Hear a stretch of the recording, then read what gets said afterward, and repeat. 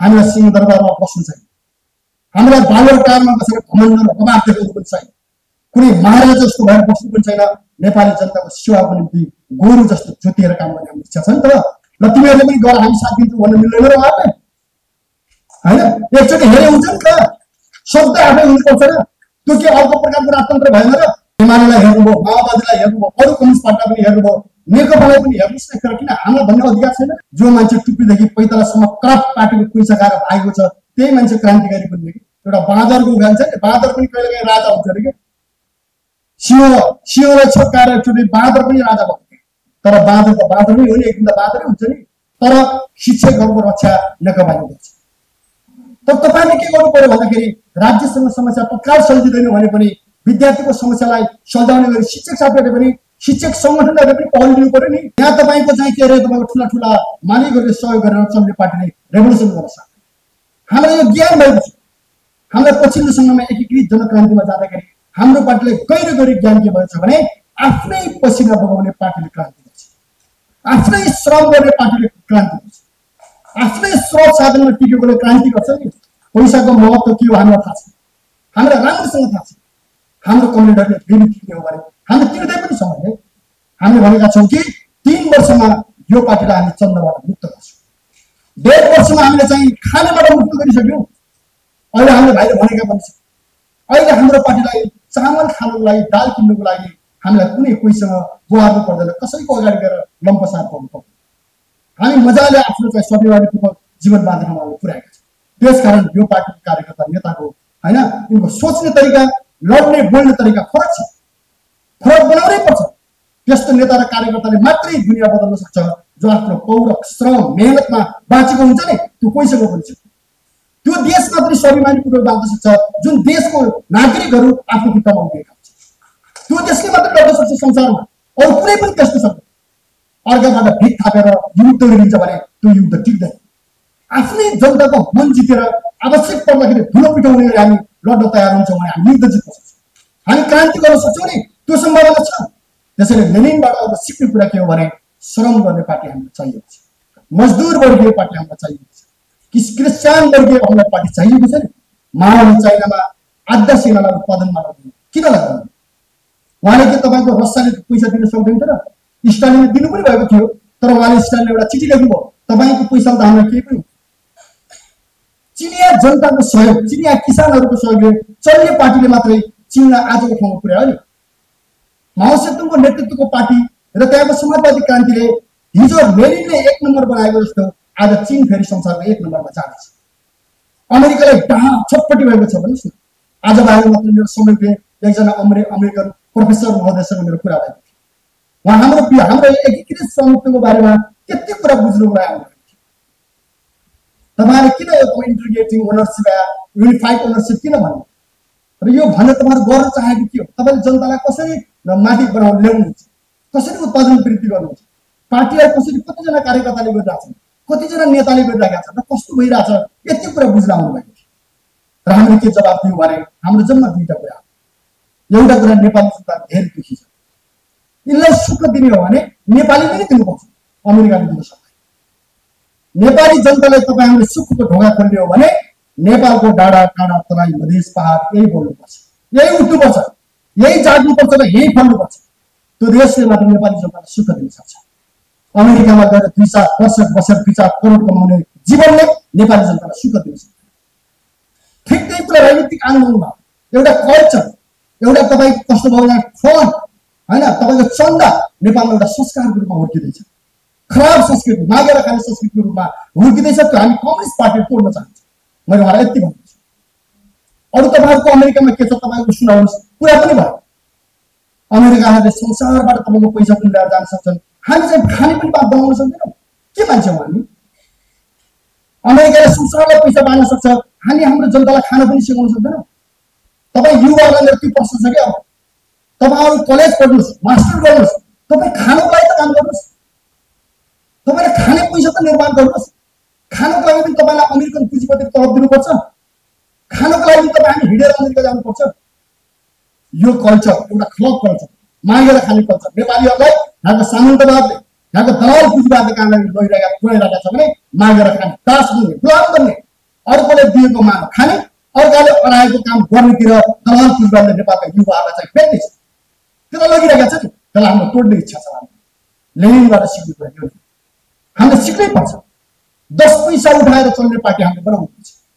हामीले नेपालमा नेकपालाई जनताको मायाबाट चल्ने पार्टी बनाउनुपर्छ। यहाँको श्रम गर्ने नेता कार्यकर्ताबाट चल्ने पार्टी बनाउनुपर्छ। लेनिनको सन्दर्भमा बाँकी कम्युनिस्ट पार्टीको कुरा आउँछ। कम्युनिस्ट पार्टी पुष्पलालबाट सिक्ने कुरा, छसालबाट सिक्ने कुरा के हो? 4 जनाले आज 75%, 70% कम्युनिस्ट बन्यो नि त नेपालमा। कम्युनिस्टको सरदर संख्या त ठुलो भयो नि त। योबाट हामीले सिक्ने कुरा हो। सरदर मान्छेहरूले त यतिका कम्युनिस्टहरू बनायो भने, तपाईँ हामी प्रतिबद्ध मान्छेहरूले जनतालाई बाटो देखायौँ भने नेपाली जनताले साथ दिएको कहिले छ? कुन चाहिँ पार्टीलाई छ? दुःख गरेको पार्टीलाई नेपाली जनताले जहिले पनि साथ दिएको छ। मेहनत गर्ने पार्टीलाई जहिले पनि जनताले साथ दिएको छ नि। आज पनि दिन्छ। बाटोमा हिँड्दाखेरि अहिले यहाँ कम्युनिटीले भन्नुभयो, मलाई लाग्छ त्यो कुनै बढाइ चढाइ कुरा होइन। आज मलाई एकदम खुसी पनि लाग्छ, हाम्रो नेता र हाम्रो कार्यकर्तालाई जनताले माया गर्छ, घृणा गर्दैन। प्रश्न छ, शङ्का पनि छ, त्यो हामीले बुझेका छौँ। नेकपा पनि कोही त्यही गएर भाँसिन्छ कि सकिन्छ कि भन्ने चिन्ता पनि छ र प्रश्न पनि छ। तर त्योभन्दा बढी एकचोटि नेकपाले गर्यो भने के होला त? नेकपालाई नेकपाका नेता र कार्यकर्तालाई देशको जिम्मा दिए के होला भन्ने मनमा एउटा कुनामा पुरै एकदम प्रबल भएर आइसकेका छैन। तर एउटा कुनामा नेपाली जनतालाई लाग्दैछ, त्यो महिलालाई लाग्दैछ, त्यो सुकुम्बासीलाई लाग्दैछ, त्यो बुद्धिजीवीलाई लाग्दैछ, एउटा उद्योगपतिलाई लाग्दैछ, होइन? थुप्रै थुप्रै क्षेत्रका युवाहरूलाई लाग्दैछ।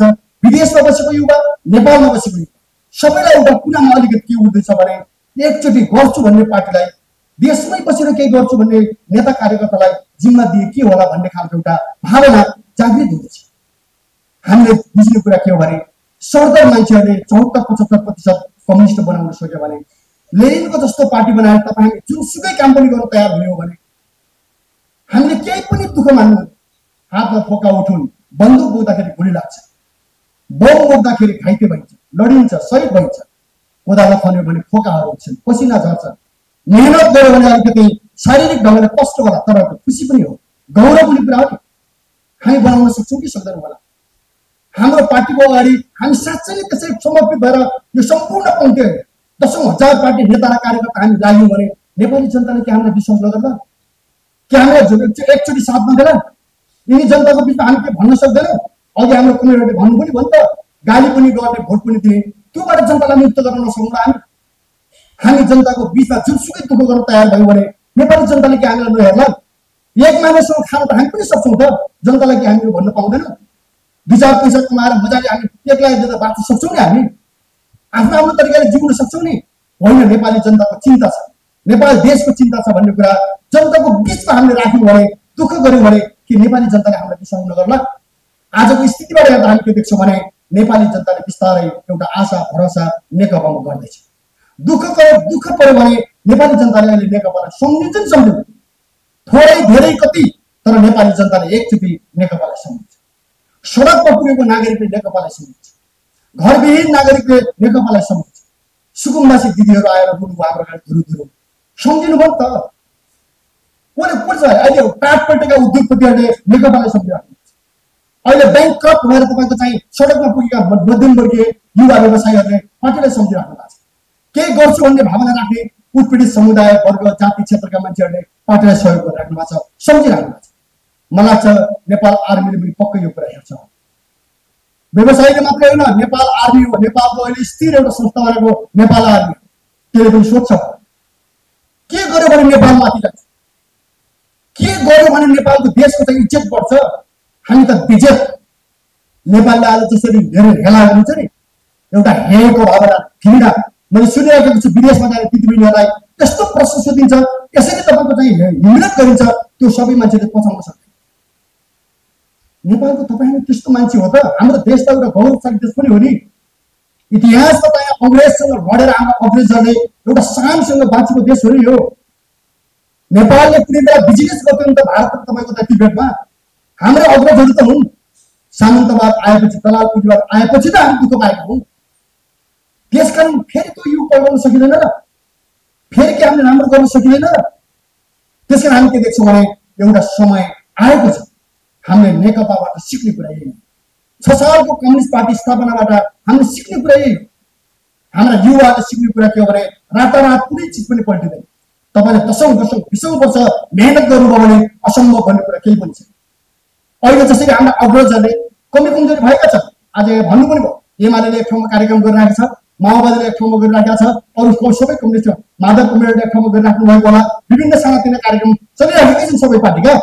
उहाँले पनि एउटा समयसम्म दुःख गर्नु ठिक छ, हामीले त साथी दिएको हो नि, प्रचण्ड कमरेड बाबुराम कमरेडलाई त हामीले जिन्दगी नै दिएको हो नि समर्थन। हामीले त उहाँको आदेशमा जिन्दगी समर्पित गरेको, हामी खाइ नखाइ घाइते भई लडी बढी परिवार गुमाउँदै यहाँसम्म हामी आयौँ। उहाँले हामीलाई एकचोटि हेर्नु हुँदैन र तिमीहरूले पनि गर हामी साथ दिन्छौँ भन्नु मिल्दैन र उहाँले होइन? एकचोटि हेरे हुन्छ नि त, शब्द आफै हुनुपर्छ र। त्यो के अर्को प्रकारको राजतन्त्र भएन र? मलाई लाग्छ 40-50 वर्षको राजतन्त्र एउटा राजाले नेपालमा शासन पनि गरेको छैन। दलको नाममा 40-50 वर्षभन्दा बढी कति तपाईँको चाहिँ अध्यक्ष हुने, कति वर्ष महासचिव हुने मान्छे। त्यसकारण हामी के देख्छौँ भन्नुहुन्छ भने समय आएको छ, नेपालका कम्युनिस्ट समर्थक जनतालाई हामीले अपिल गर्नुपर्छ, तपाईँले कम्युनिस्टहरूलाई साथ दिनुहोस्। ठिक छ, मलाई गर्नु त्यो पनि सोध्दै जानुहोस्, तपाईँले सबैलाई हेरिसक्नुभयो नि, एमालेलाई हेर्नुभयो, माओवादीलाई हेर्नुभयो, अरू कम्युनिस्ट पार्टीलाई पनि हेर्नुभयो, नेकपालाई पनि हेर्नुहोस् न। किन हामीलाई भन्ने अधिकार छैन?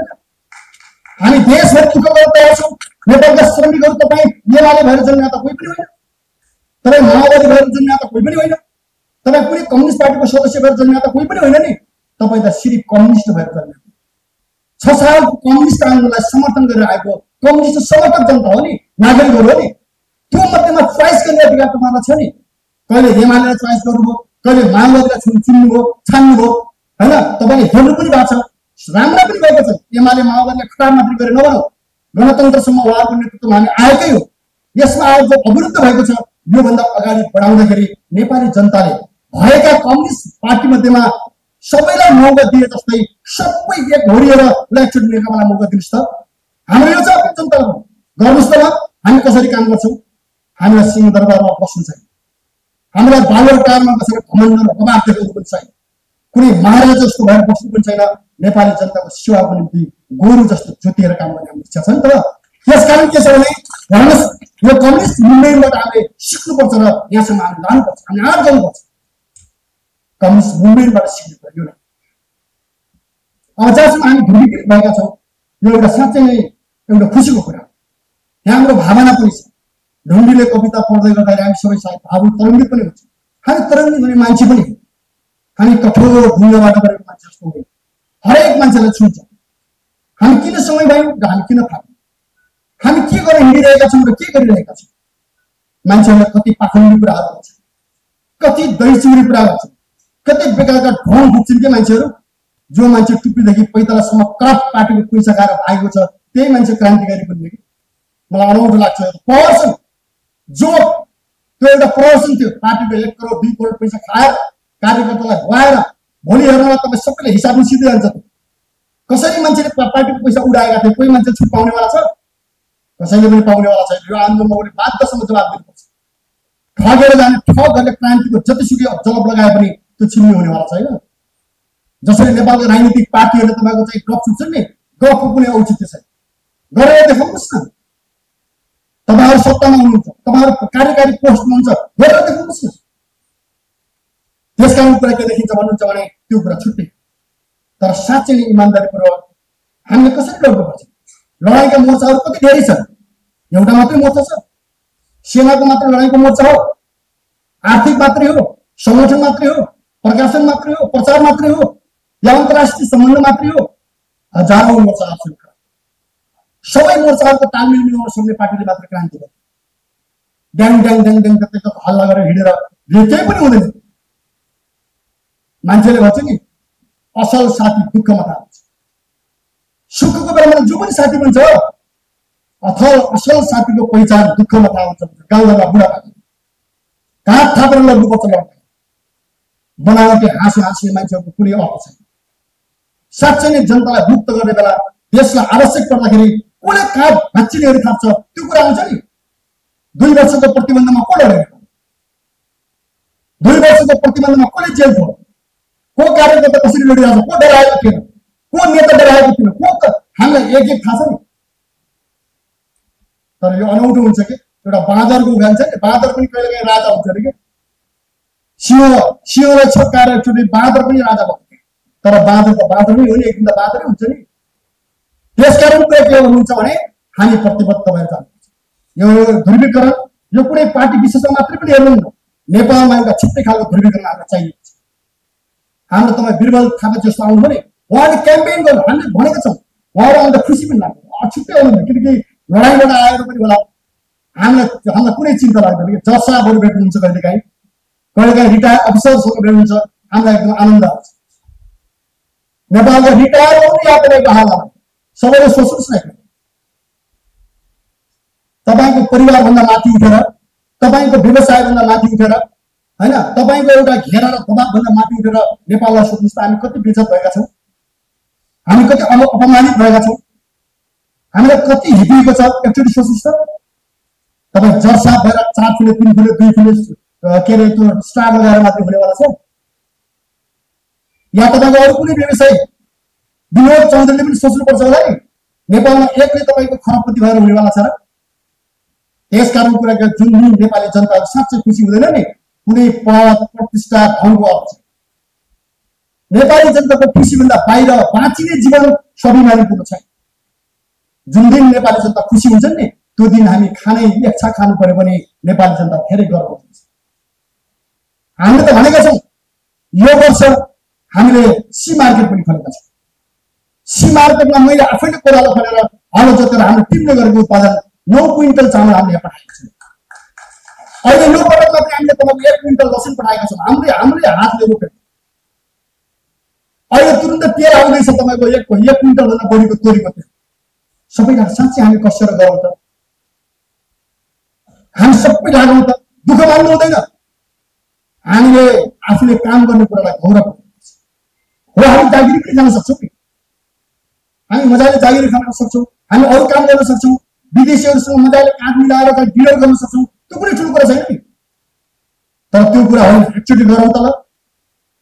अहिले हाम्रो पिबीमा छलफल भएको छ, यो पटकको बर्खामा सबै पिबिएमलाई खेतमा देख्न चाहन्छु। सबै जो पिबिएम जाँदैन नि मूल्याङ्कन गर्नु। अब मूल्याङ्कनको आधार रेभोल्युसन कहाँ पुगेको छ भने खेतमा पुगेको छ। हिजो बन्दुकमा थियो, आज खेतमा पुगेको छ। सिसिएम 200 वर्ष सिसिएम चाहिँ आउनु भयो कम्प्युटर सिसीमा आउनुहुन्छ। तपाईँहरू सबै खेतमा गएर हेर्नुपर्छ। डाक्टर हुनुहोस् कि इन्जिनियर हुनुहोस् कि वकिल हुनुहोस् कि प्रोफेसर हुनुहोस् कि एकचोटि जाउँ न, नेपाली जनतालाई अपिल गरौँ त। अहिले यो पटक यो साल हाम्रो पार्टीमाथि उत्पादनमा गयो, जनता पनि हामीसँग उत्पादनमा मिलेर गएका छन्। आलु हामीसँग मिलेर रोपे, अहिले खोर्सानी उनीहरू हामीसँग मिलेर रोप्न तयार छन्। उद्योगहरूमा उनले सेयर गरेका छन्। हाम्रो बिरबलजीले पनि सायद सेयर गर्नुभएछ, सेयर गर्नुभएको छ। गरौँ त हामी साँच्चै। अहिले मलाई कान्छारामलाई तपाईँ यहाँ नबसेर अलिकति क्षति हुँदैछ भनेर मै पठाइदिनुहोस्। जो मान्छे मलाई भेट्न चाहन्छ कपिल वस्तु पठाइदिनुहोस्। कम्युनमा कोअपरेटिभमा 2 दिन घुम्न पुगेर आयो भने मलाई भेट्न चाहने मान्छेले नि, त्यो कुरा छ। एकचोटि गरौँ त ल। हामी हेर्न लायक तपाईँको चाहिँ कम्युन बनाउँदैछ, हामीले बनाउनै पर्छ। मान्छेले बनाएको चाइनिज फर्म किन हेर्ने? आउनुहोस् न हाम्रो कपिल वस्तुको के अरे सिद्धगङ्गाको कम्युनिटी। चाइना जानु पर्यो भने धोती र टोपी दौडिहाल्यो। हे चाइनाले बोलाएको छ हामीलाई त हेर्नको लागि, केही न केही ताई न तुई केही छैन, त्यसै दौडिनु किन? हेरेर के पाइन्छ? कति हेरे नेपालका साथ राजाले कति हेरे, यहाँका मन्त्रीहरूले के हेरेका थिएन? काठमाडौँ कस्तो बनाएको छ नि, पहिरो लहर आए जस्तो। माथि आकाशबाट हेरौँ काठमाडौँको सहर कस्तो देखिन्छ भने पहिरो लहर ढुङ्गा थुप्रै आएको छ। यिनले देखाएको थिएन? यिनले अमेरिका पनि घुमेका होइन, यिनीहरू तपाईँ युरोप घुमेका, संसार घुमेका छन्। खै काठमाडौँ बनायो यिनले? करप्सन गर्ने, जनताले उठाएको पैसा उडाउने, खाने, तस्करी गर्ने, अरू के छैन? साँच्चै भन्नुहुन्छ भने त जनताले मानेका छैनन्। माने भने त यसलाई त धुलो चिताउने बेला पनि आउँछ। जनताले बुझ्नुपर्छ कुरा। कोही पनि करप्सन नभएको एक ठाउँ पनि छ। मलाई हिजो मात्र एकजना दिदीले भन्दै हुनुहुन्थ्यो, भाइ आजकल त न्युज पनि मोबाइलभित्र हालेर दिनुपर्छ, बाहिरबाट हालेर देख्छ भनेर मोबाइलसँग हालेर दिनुपर्छ। कुनै ठाउँ छैन करप्सन नहो। आफ्ना मान्छेलाई ठेक्का पट्टा दिने, आफ्ना मान्छेलाई पुरै पाल्ने, एकले अर्कालाई गाली गर्ने, राजतन्त्रको डर देखाउने, राजतन्त्र सातन्त्र केही पनि आयो कसरी आउँछ तर के अहिले हल्ला पिटिदिइसक्यो राजतन्त्र गणतन्त्रवादी मिल्नु पर्यो भने आफूले गरेको भ्रष्टाचारलाई पखाल्न खोजिँदैछ यहाँ उहाँले एकदम सतर्क हुनुपर्छ त्यसकारण कुरा के छ उनीहरू भन्नुहुन्छ भने हेर्नुहोस् होइन हामीले अर्कै सपना देख्नुपर्छ अर्कै सोच हामीले बनाउनुपर्छ यो एकता त्योसँग सम्बन्धित छ हामीले हजारौं मान्छेलाई निष्ठिक तपाईँको एकताबद्ध गर्ने हामीले आँट गर्नुपर्छ जनताहरू आउँछ यसलाई हामी लिएर जान्छौँ त्यसैले के छ भन्नुहुन्छ भने यसमा अवश्य पनि एउटा प्रभावको रूपमा हामीले त्यसैभरि छ हरेक दिन नेकपाको वरिपरि गोलबन्द हो एउटा यो किन यस्तो जरुरी छ भन्दाखेरि हामी के देख्छौँ भने नेपालमा यो एकताले पनि देखाउँछ देशैभरिका छ पनि के देखाउँछ भने नेपालमा जनताले नै एउटा बलियो समाजवादी केन्द्र खोजेका छन् जनताले नै एउटा बलियो कम्युनिस्ट केन्द्र खोजेका छन् विगतमा भए गरेका कम्युनिस्ट पार्टी भन्दा नयाँ विगतमा अहिले देखि भोगेका भन्दा फरक समाजवाद मान्छेले खोजेका छन् जनताले खोजेका छन् कम्युनिस्ट पार्टीका नेता कार्यकर्ताले त्यो खोजेका छन् त्यसै हामी देशैभरि के देख्छौँ भने एउटा केन्द्र निर्माणमा हामी जुटिरहेको जस्तो एउटा केन्द्र निर्माण भइ हुँदै गएको हामीले प्रत्यक्ष अनुभूति गरेका छौँ र यो पनि त्यहीसँग सम्बन्धित छ र हामीले त्यसरी फराकिलो तरिकाले हेर्नु पनि पर्छ हामी सबै नेपाललाई बदल्न चाहने होइन अभियन्ताहरू कम्युनिस्ट अभियन्ताहरूलाई बदल्न चाहन्छौँ हामी यस हिसाबले के हुने धेरैभन्दा व्यापक रूपले हामीले मिलन पुनर्मिलन एकता ध्रुवीकरणलाई हामीले जोड्नु अल्मोनियाका कमेडहरू हामी सबै एक ठाउँमा जुट्नै पर्छ सबै हामी ठिक यो पनि हामीले भन्नु हुँदैन हाम्रो पार्टी एकदमै सबै हिसाबले ठिक अरूका केही पनि राम्रो छैनन् त्यो पनि हामीले भन्नु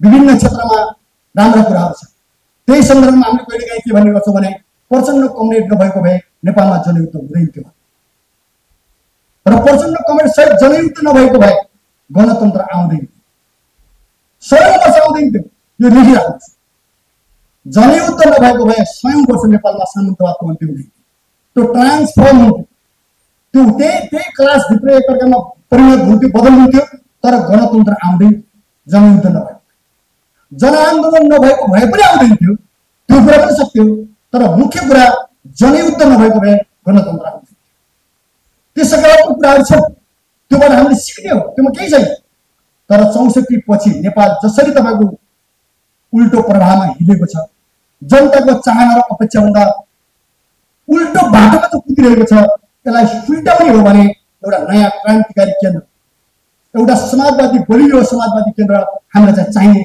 जनताले महसुस गरिरहेको छ यो चलिरहेको छ यसलाई राम्रोसँग पगडौँ यो कुरा म तपाईँसँग राख्न चाहन्छु बाँकी कुरा के छ भन्नुहुन्छ भने हेर्नुहोस् अब अहिले देशको स्थितिको बारे तपाईँ सबैले यहाँ भनि नै सक्नु बुझि पनि सक्नु भएको छ तर पनि 2-3टा कुरा हामीले विशेष ढङ्गले हाम्रो भन्ने विचार छ नम्बर 1 नेपाली समाज आज एकदमै अस्त व्यस्त भयो सिस्टम कोही पनि छैन के चाहिँ कानुन सम्मत हो र के गैर कानुनी हो भन्ने कुरा जनतालाई बुझ्न गाह्रो छ के गर्यो भने कानुन सम्मत हुन्छ र के गर्यो भने कानुन विपरीत हुन्छ भन्ने कुरा अत्तो पत्तो छैन कि भ्रष्टाचार पनि छिन्ने भएको छ अनि इमानदार मान्छे पनि जेल बसेको छ हाम्रो कवाडीजीहरू हुन्छ लगभग कति वर्ष हुनुभयो 74-75 वर्ष हुनुभयो मिटर ब्याजको केसमा चाहिँ अहिले होइन आजीवन कारावास दिइराखेको छ यो जस्तो तपाईँको अत्याचार के हुन्छ 2 वर्ष पहिला प्रतिबन्धको कालमा भएको चाहिँ होइन 2 वर्ष होइन 76-77 को केसमा अहिलेसम्म उहाँहरू त्यहाँ जेल बसिरहेको तर भ्रष्टाचारीहरू मजाले हिँडिरहेका छन् सडक देश लुट्ने लुटेराहरू देश बेचेर खाने राष्ट्रघातीहरू होइन जनतालाई दिनदहाडे लिलाम गर्ने तस्करी गर्ने मानव तस्करहरू काठमाडौँका अफिस र ठुला ठुला घरमा चाहिँ बसिरहेका छन् तर जनताको पक्षमा लड्ने हाम्रा कमरेडहरू अहिले जेलमा बसिरहेका छन् योबाट पनि के बुझिन्छ भने देशमा सिस्टम के हो के कानुन हो र के गैर कानुन हो भन्ने कुरा जनतालाई बुझ्नै नसकेको थुप्रै क्षेत्र भन्नुहोस् न कानुन सम्मत ढङ्गले केही पनि नचलेको जस्तो मान्छेलाई छ त्यसको पछिल्लो कडी भनेको शैक्षिक आन्दोलन पनि आज शिक्षक आन्दोलन हेर्नुहोस् त वैशाखमा भर्ना गरेर पढाइ सुरु भएर परीक्षातिर जानुपर्ने समय 90 लाखभन्दा बढी विद्यार्थीहरू अल्पत्र छन्। केपी ओलीको सरकार यति धेरै गैर जिम्मेवार, यति धेरै तपाईको लापरवाही, यति धेरै तपाईको त्यहाँ यसो हेर्यो भने अमानवीय पनि हुन्छ। किन भएको? शिक्षकका मागहरू कति जाए? 28 सालको ऐन बोकेर शिक्षकहरू किन? शिक्षा क्षेत्र अस्त व्यस्त छ नि त। 17-20 थरीका शिक्षकहरू किन बनाउने? राज्यले त्यसलाई टुङ्गाउन सक्दैन। शिक्षकहरूलाई यस्तो हुर्मत दिएको छ स्थानीय तहमा, हाम्रै 20-25 जना कमरेडलाई 7 महिनादेखि तलब दिएको छ। भनिन्छ के भन्दाखेरि विप्लव पार्टी छोड्यो भने मात्रै तलब हुन्छ। यो जस्तो अत्याचार के हुन्छ? अरू पार्टीमा लाग्दाखेरि त राजनीतिक हुने, अरू पार्टीमा लाग्दाखेरि त व्यवसायिक हुने, अनि नेकपामा लाग्दाखेरि तपाईको चाहिँ अपराध हुने। स्थानीय तहका मान्छेहरू लठैतहरूले जुन खालको व्यवहार गरेका छन्, कयौं ठाउँमा, सबै त होइन, कयौं ठाउँमा राम्रा पनि छन्, तर यो के हो? 28 सालको ऐनमा चाहिँ जुवा जस्तो बाँधेको छ। ल ठिक छ, तलब बढाउन सकिँदैन भने शिक्षकलाई भने हुन्छ नि, यति वर्ष हामीलाई सहयोग गर्नुहोस् भन्न सकिन्छ नि। त्यो हो पनि, तलब मात्रै बढाउने माग गरेर पनि हुनेवाला छ। त्यो पनि शिक्षकले बुझ्नुपर्छ। राम्रो पढाउनु, तर यो बेलामा राज्य एकदमै हद दर्जाको चाहिँ गैर जिम्मेवार बनेको चाहिँ हामी देख्दैछौँ। उतातिर तपाईँको बोर्डिङ स्कुलहरू फुटिसके धमाल। हामी हिजो आउने दिन बाटोमा हेर्नुहोस्, डोकोमा राखेर किताब बाँडिरहेको छ कि मास्टर गाउँलेहरू। डोको बोकेको छ एउटाले, अर्कोले किताब बाँड्दैछ कि विद्यार्थी। के विचित्रको एउटा तपाईँको अनौठो हो यो। 90 लाख विद्यार्थीहरूको तपाईँको भविष्यको बारेमा राज्य सोच्नुपर्छ कि पर्दैन? अझ भएन तपाईँको चाहिँ शिक्षा मन्त्रीले राजीनामा ठोकेर शिक्षकहरू बसबस नहुने, निजी क्षेत्र हटावट खुल्दै जाने, सरकारी स्कुलहरू भताभत बन्द हुने या तपाईँको बर्बाद हुने, के हो? हेर्दाखेरि शिक्षक र राज्यको जस्तो देखिन्छ। यो होइन। आजको शिक्षा क्षेत्र र शिक्षकहरूको आन्दोलन भनेको 3 करोड नेपाली जनताको छोराछोरीसँग जोडिएको चाहिँ विषय हो नि। शिक्षा राम्रो नभएसम्म त त्यो देशमाथि उठ्नेवाला छैन नि। त्यसैले यो बारेमा चाहिँ राज्यको ध्यान पुगोस् भन्ने यहाँबाट म पत्रकार साथीहरू मार्फत विशेष अपिल पनि गर्छ। शिक्षक साथीहरूले भन्दा छिटो राज्यसँग छलफल गरेर टुङ्गोमा पुर्याउनु पर्छ। होइन भने नयाँ व्यवस्थापन पनि गर्नुपर्छ। त्यसमा हामी छौँ नि, नेकपाले साथ दिन्छ। तपाईँहरू अहिले भन्नु शिक्षकहरूले अहिले हाम्रो ब्लेम गर्नु बिचरा सबै शिक्षक श्रमजीवी शिक्षक नै। तिनले कहिले पनि तपाईँको यो पार्टी त्यो पार्टी भनेर धेरै तपाईँको चाहिँ होइन भेदभाव गरेको स्थिति पनि देखिँदैन। होला कोही मान्छे विशेष, तर शिक्षकहरूको रक्षा नेकपाले गर्छ। तर तपाईँले के गर्नु पर्यो भन्दाखेरि राज्यसँग समस्या तत्काल सल्झिँदैन भने पनि विद्यार्थीको समस्यालाई सल्झाउने गरी शिक्षक साथीहरूले पनि, शिक्षक सङ्गठनहरूले पनि पहल दिनु पर्यो नि।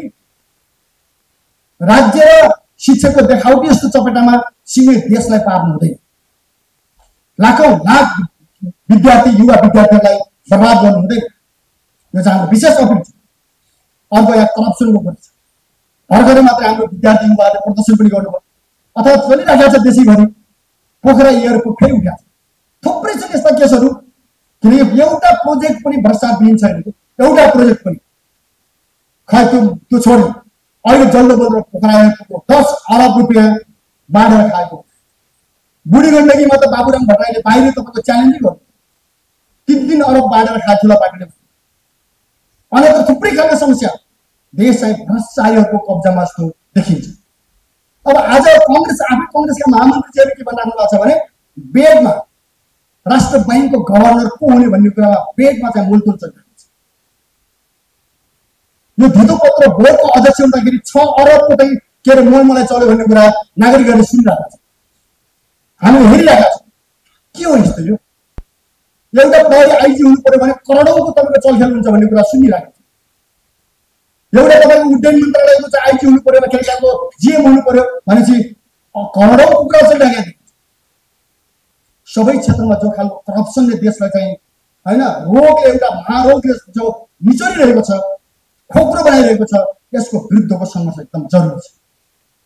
त्यसैले हाम्रो पार्टीले छिटै निर्णय पनि गरेको छ। मध्यम वर्गका व्यवसायीहरू भ्रष्टाचारीहरूको विरुद्धमा एउटा क्याम्पेन गर्नु र यो सबैको क्याम्पेनको निष्कर्ष के हुनुपर्छ भने यो भ्रष्टाचार, यो व्यथिति सङ्कट जो नेपालमा छ, यो सङ्कटमा फेरि विभिन्न खालका प्रवृत्तिहरू बाहिर आउँछ। समाधानको रूपमा मान्छेले योभन्दा पनि पछि हट्ने कुरा गरिरहेका छन्। तीनवटा कुराहरू आइरहेका छन् क्या। सङ्कट छ भन्नेमा बुझाइ एक ठाउँमा छ, त्यसमा तीनटा प्रवृत्ति देखिन्छ। एउटा प्रयोग भएर असफल भएर हारेको शक्ति, एउटा तपाईँको यथास्थितिमा असफल भइरहेको शक्ति, र एउटाले मौका नपाएको तर अग्रगमनतिर निकास दिन चाहने शक्ति। यो तीनवटा शक्तिको बिचमा अहिले सङ्कटको निकासको बारेमा बहस र प्रतिस्पर्धा चलिरहेको छ। हाम्रो दृष्टिकोण के छ कमरेडहरू भने, साथीहरू भने, पशुगमन र यथास्थिति निकास हुन सक्दैन। आज देशको जुन खालको जटिलता छ, भ्रष्टाचार छ, तस्करी छ, लुटपाट छ अथवा सङ्कट छ, यसको निकास 47 सालमा फर्किएर या 64कै संविधानलाई पूजापाठ गरेर यो निकास हुनेवाला छैन। अहिलेसम्मका सकारात्मक उपलब्धिहरूलाई रक्षा गर्नै पर्छ, तर नेपाललाई एकदम अपरिहार्य आवश्यकता भनेको समाजवादी गणतन्त्रको विकास हो। देशलाई चाहिएको निकास भनेको चाहिँ नेपाली विशेषताको समाजवाद र त्यो समाजवाद अनुसारको अर्थ प्रणाली, त्यो अनुसारको संस्कृति, त्यो अनुसारको समाज, त्यो अनुसारको शिक्षा, स्वास्थ्य, रोजगारी सबै कुरा समाजवादी एउटा प्रणाली अन्तर्गत चाहिएको छ। र त्यो मात्रै आजको सङ्कटको वैज्ञानिक, वस्तुवादी र अग्रगामी विकास हुन सक्छ। यो हाम्रो दृष्टिकोण हो। यस अनुसार नै हामीले देशभरि क्याम्पेन गर्ने चलाइराखेकै छौँ, अभियानहरू चलिरहेका छन्। यसमा हामी सबै एकताबद्ध भएर जाउँ भन्ने कुराहरू राख्दै फेरि पनि के छ भन्नुहुन्छ भने हेर्नुहोस्, हामीले चाहिँ एउटा ठुलो सङ्घर्ष गरिरहेका छौँ। हामीलाई कुनै चिन्ता पनि छैन, अहिले भर्खर कुनै लालचा भयङ्कर पनि छैन। हामीसँग एउटा गम्भीर जिम्मेवारी बोध चाहिँ छ। मन्त्री हुँला, ठुला ठुला पदहरू ल्याउला, खाउला, लुटाउला, कमाउला, बोध बस्ती, हामीलाई कुनै लालचा छैन। हामीमाथि दमन होला, अत्याचार होला, अरूले यस्तो गर्लान्, उस्तो गर्लान्, पक्षपात गर्लान्, हामीलाई कुनै आतंक र कुनै त्रास पनि छैन। हामीलाई केवल के छ भने यो देशलाई आजको ठाउँमा रहन दिनु हुँदैन। हाम्रो जनता, हाम्रो देशलाई अगाडि हामीले बढाउनुपर्छ। योलाई अगाडि बढाउने जिम्मेवारी भनेको इतिहासको एउटा अपरिहार्य जिम्मेवारी हो। त्यो कुनै न कुनैले पुरा गर्नुपर्छ। त्यो पुरा गर्ने ठाउँमा नेपाल कम्युनिस्ट पार्टी आइपुगेको अनुभूति हामीलाई हुन्छ र हामीले इमान्दारीपूर्वक गर्न चाहन्छौँ। यही कुरा नै हो। यसमा हामीले सबै देशभरि अपिल गरौँ, व्यवसायी साथीहरूलाई पनि हामीले अपिल गरौँ, सबै पार्टीभित्रका नयाँ पिँढीका साथीहरूलाई हामी छलफल गरौँ, पुराना पिँढीका कमेडीहरूलाई हामी साथीहरूलाई चाहिँ हामी सम्मान गर्छौँ। हाम्रो त्यहाँ अरू कुनै छैन। तर त्यो समयकै एकजना केही दिनेछ भन्नुभयो, समयकै छ। ठुलो गल्ती माओवादी आन्दोलनमा हामीले गर्यौँ। जनताले माओवादीलाई ठुलो भरोसाका साथ साथ दिएका थिए। त्यो समय हाम्रो हातबाट निस्केको छ। हामी के चाहन्छौँ भने एकचोटि जनताको भरोसा पायौँ भने फरक तरिकाले देश निर्माण गर्ने, जनताको भविष्य निर्माण गर्ने हामीसँग चाहना छ। त्यसको लागि हामी एकचोटि प्रयत्न गर्नैपर्छ, सङ्घर्ष गर्नुपर्छ। सबैतिरका निष्फिक्री, त्यहाँ कुनै निसङ्कोच, बिना सङ्कीर्णता, बिना आग्रह पूर्वाग्रह इमान्दारहरूलाई एकताबद्ध हुने कम्युनिस्टहरूलाई, माओवादीहरूलाई, समाजवादीहरूलाई, देशभक्तहरूलाई एकताबद्ध गर्ने र लोकतन्त्रवादी जो गणतान्त्रिक लोकतन्त्र छ त्यो शक्तिलाई पनि सहकार्यमा राख्दै लिएर गइयो भने देशले एउटा निकास पाउँछ भन्ने विश्वास छ। त्यसको लागि हामी सबैले मेहनत गरौँ। र अन्तिममा म के भन्न चाहन्छु भने जो कमरेडहरू फेरि हामी निकै ठुला शिक्षाहरूसहित हामी एकताबद्ध भएका छौँ। हामी पुरानी मान्छे पक्कै होइन हो। हामी चाहिँ अघि चाहिँ कवितामा भन्नुभयो जस्तै हामी बाढ्यौँ, यता भयौँ, उता भयौँ, विभिन्न कुराहरू भयो। हामी फेरि फर्केका छौँ, तर उनी मान्छे हामी फर्किएको होइन। हामी एकीकृत जनक्रान्ति, त्यो पनि होइन, न्यू इकोनोमिक ट्र्याक, नयाँ आर्थिक मार्ग, नयाँ फिलोसफी, अनिश्चय रक्षा र रूपान्तरणको एउटा दर्शन सबैसँग मिल्नसँग रूपान्तरण गरेर लिएर जाने खालको दृष्टिकोण सहितको होइन पुनर्मिलन र ध्रुवीकरण एकतामा हामी सहभागी बनेका नयाँ अभियन्ताको रूपमा हामी पुगेका छौँ। धेरैतिरबाट यो एकता चलिरहेको छ। यसमा फेरि पनि सबै कमरेडलाई एकदमै हार्दिक चाहिँ स्वागत गर्न चाहन्छु। हाम्रोमा कुनै उछाइरहेको छ, कुनै पूर्वाग्रह, तर इमान्दारीपूर्वक चाहिँ काम गर्नुपर्छ। एउटै शर्त छ, म यहाँ आज पनि भन्छु, पार्टीमा छलछाम चल्नेवाला छैन, चल्न दिनु हुँदैन। पार्टीमा ढाडढुड गर्ने, छलछाम गर्ने, ठग्ने या तपाईँको चाहिँ लटरपटर कुरा गर्ने, त्यो चाहिँ गर्नु हुँदैन। त्यो जनतालाई धोका हुन्छ। हामीले इमान्दारीपूर्वक गर्ने हो। यो देशको जिम्मा एक दिन लिने गरी गर्ने हो। लिनको लागि, मोज मस्तीको लागि होइन, नेपाली जनतालाई स्वाधीनतापूर्वक बाँच्ने, स्वाभिमानपूर्वक बाँच्ने देश बनाउनको लागि हामीले गर्ने हो। त्योमा तपाईँ निष्फिक्री गर्नुहोस्, यो पद पाए गर्छु त्यो पद पाए गर्छु भन्ने कुरा त्यो चाहिँ गर्नु पनि पर्छ, पाउनु पनि पर्छ, तर त्यही मात्रै शर्त पनि हामीले बनाउनु पर्दैन। हामी विशाल एउटा चाहिँ आन्दोलन बनाउने हो। हामी मुक्त भयौँ भने, नेपाली जनता मुक्त भयो भने हामी जहाँ बस्यो भने रमाउनु। हाम्रो कार्यकर्तासँग नेताहरू रमाउँदाखेरिको आनन्द छुट्टै छ। त्यसकारण यो आनन्द अनुभूति सँगै देशको लागि हामीले चाहिँ बदल्नुपर्छ। यही कुरा राख्दै यहाँ जुटेका सबै लेनिन दिवस, पार्टी स्थापना दिवसमा जुटेका सबै हाम्रा सहयोगका कमरेड पत्रकार बन्धुहरू एकपटक नेपालको नयाँ भविष्यको सपना देख्नै पर्छ। त्यो दिशातिर अग्रसर बनाऊ र यो भव्य कार्यक्रम जो सम्पन्न भयो त्यसको लागि सबैलाई धन्यवाद दिँदै र आउने कमरेडलाई स्वागत गर्दै अभिलाष हस्त धन्यवाद।